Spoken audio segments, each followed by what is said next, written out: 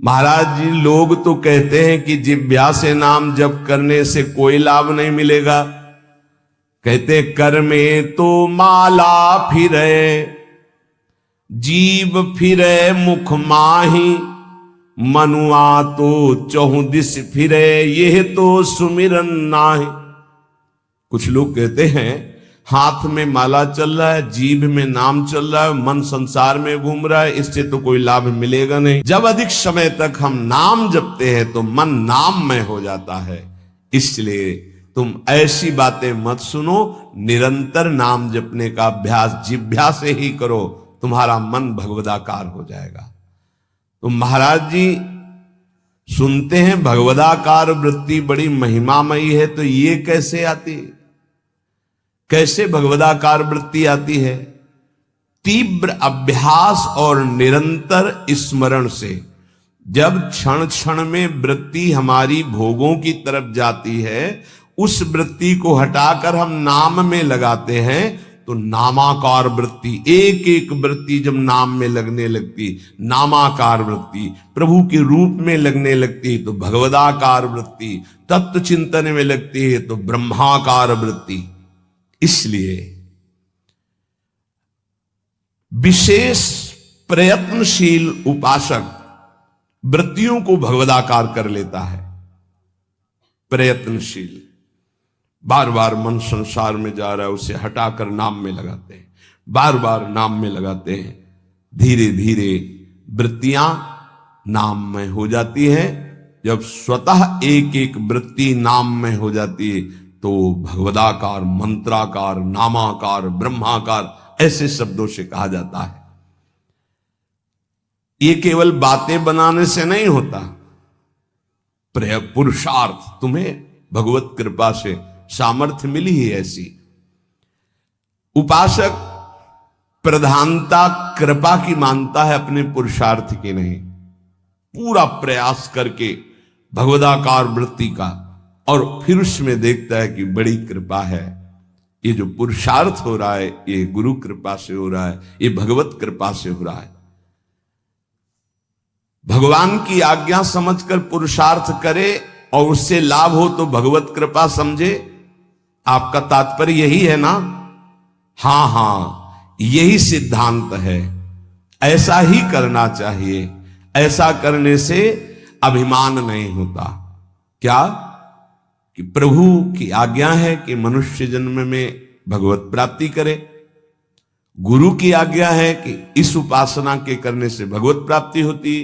तो हमें जितना पुरुषार्थ मिला है, सामर्थ्य मिली, हम पूरी सामर्थ्य लगाकर साधना करते हैं, नाम जप करते हैं, पर हम ये देखते हैं कि ये सब भगवत कृपा से हो रहा है। प्रभु की कृपा से ही हमारी भजन मार्ग में रुचि हुई, भजन बना, पुरुषार्थ बना, इस सब कृपा से। तो अभिमान नहीं आएगा।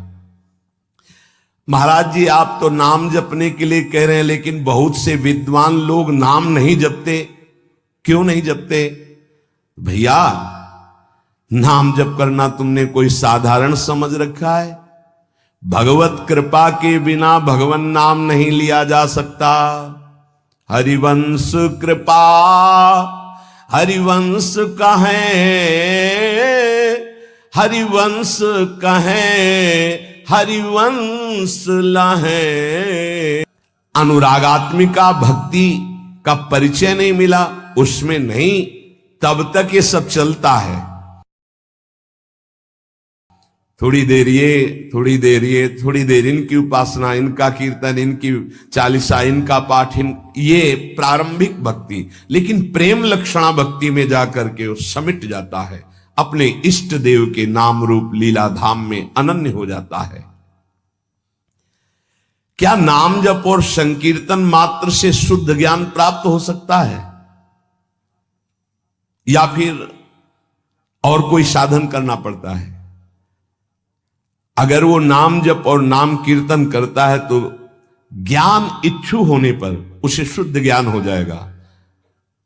उसके अंदर अगर ज्ञान प्राप्ति की इच्छा है तो शुद्ध ज्ञान प्रकट हो जाएगा, वेदांत वाला। और अगर प्रेम इच्छुक है तो प्रेम प्रकट हो जाएगा। उसकी इच्छा क्या है? और अगर विषय की चाह है, किसी कामना की, तो उसकी पूर्ति हो जाएगी। ज्ञान और प्रेम इसका परिचय भी नहीं मिलेगा। जब तक कोई वासना रहती है, इच्छा रहती है, तो पहले उसकी पूर्ति होती है, फिर जब उससे वैराग्य होता है, नाम कीर्तन नाम जब चलता है, तब आगे जो उसके अंदर भाव बनता है भक्ति का या ज्ञान का, वही जागृत हो जाता है। अंतःकरण नाम कीर्तन से, नाम जप से बहुत जल्दी शुद्ध होता है, इसलिए शुद्ध ज्ञान की प्राप्ति उसको प्राप्त हो जाती है। अगर ज्ञान इच्छु है तो भाव उसके अंदर नहीं बन पाएगा। भगवान नाम जप में रुचि दो, लोग क्या कहते हैं इनकी तरफ मत देखो। पूज्य बाबा कह रहे, देखो हम तुम्हें अंदर की बात बताते हैं।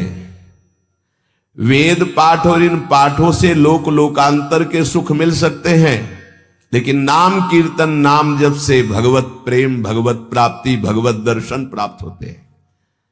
हां, अगर वेदांत दर्शन के अनुसार साधना हो तो मोक्ष पदवी प्राप्त हो जाएगी। तो क्या नाम से मोक्ष नहीं प्राप्त हो सकता? महापापियों को भी मोक्ष पदवी प्राप्त हो गई नाम से।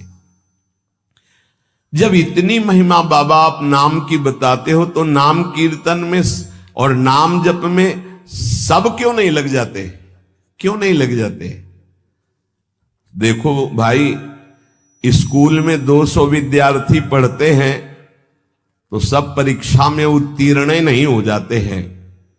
हां, प्रयत्नशील विद्यार्थी परीक्षा में उत्तीर्ण हो जाता है। इसी प्रकार साधन मार्ग में सब भगवत प्रेमी थोड़ी हो जाते हैं।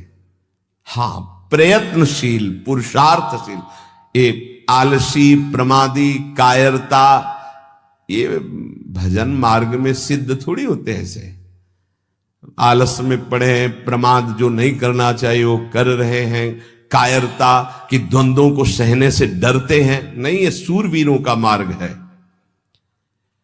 बार बार जब नाम जब किया जाता है तो कोई भी निष्ठा हो सब जागृत हो जाती है।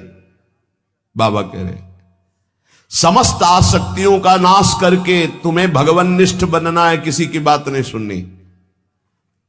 नाम जप से, नाम कीर्तन से जितनी जल्दी तदाकार वृत्ति होती उतनी किसी और साधना से नहीं होती।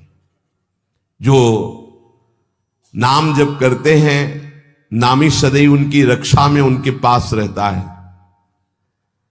इसलिए तुम अपनी धारणा बनाओ, दूसरों की बातें मत सुनो।